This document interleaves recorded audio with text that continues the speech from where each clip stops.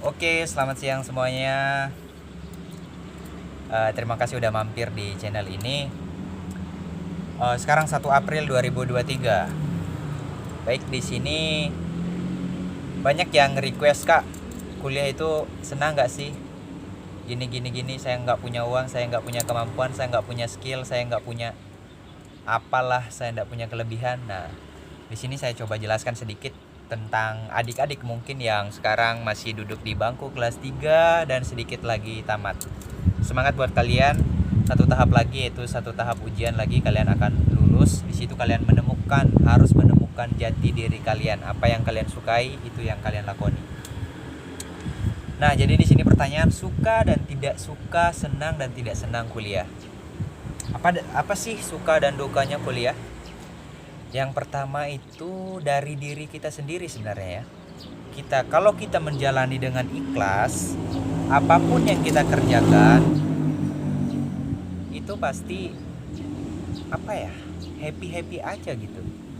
Apalagi ini saran sih buat teman-teman yang ingin kuliah, kalian usahakan untuk mendapatkan beasiswa. Sekarang banyak beasiswa yang dilakukan oleh program pemerintah.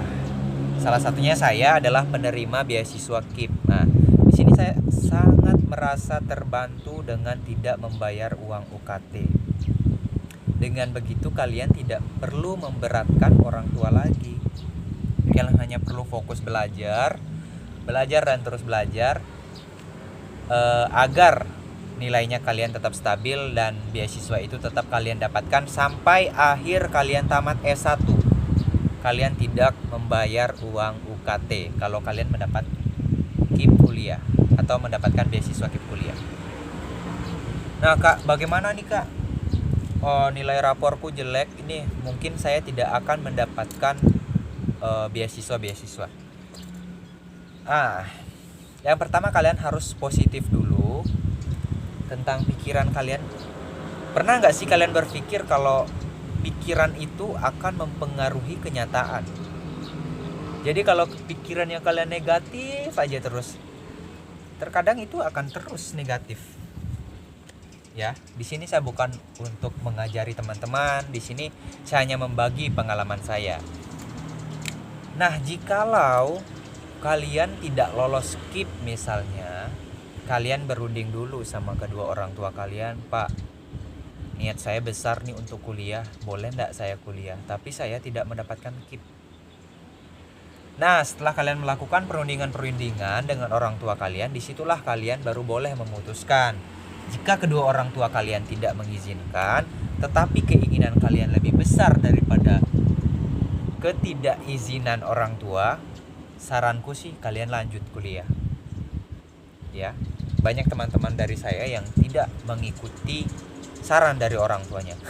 Di sini saya bukan untuk saya bukan untuk menyuruh kalian untuk tidak mendengarkan kata orang tua, tidak. Kalau seperti kata-katanya Deddy Corbuzier sih, hanya ikan mati yang ikut arus ya. Jadi kalau memang keinginannya kalian besar untuk berkuliah, entah itu di kuliah jurusan FKIP, jurusan pertanian atau jurusan apa semuanya, itu kalian lakukan saja. Niscaya kalau keinginan kalian besar, ada saja jalan-jalan Tuhan itu yang akan memberikan kalian celah untuk kalian bisa sukses nantinya. Nah, jika kalian nanti sudah berada di kampus, disitulah kalian baru pikirkan, banyak kok beasiswa di kampus selain KIP. Contohnya saja beasiswa di Jarum atau beasiswa yang nanti dibagikan linknya di di WA-nya teman-teman. Saranku sih begitu. Nah, apakah benar? Pertanyaan tadi di komentar juga, apakah benar, Kak, kalau kuliah itu banyak menghabiskan uang? Sebenarnya yang paling berasa sebenarnya itu UKT. Ya. UKT itu kalau di sekolah sama dengan SPP. UKT-nya kalau di FKIP itu dia sudah 2.500.000-an lah. Sebenarnya itu sih.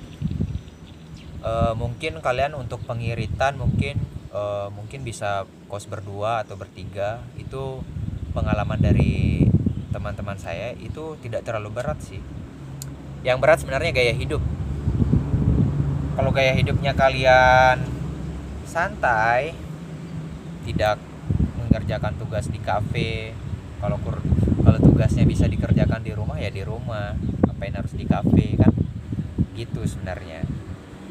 Jadi sebisa mungkin teman-teman, kalau memang keinginannya lebih tinggi daripada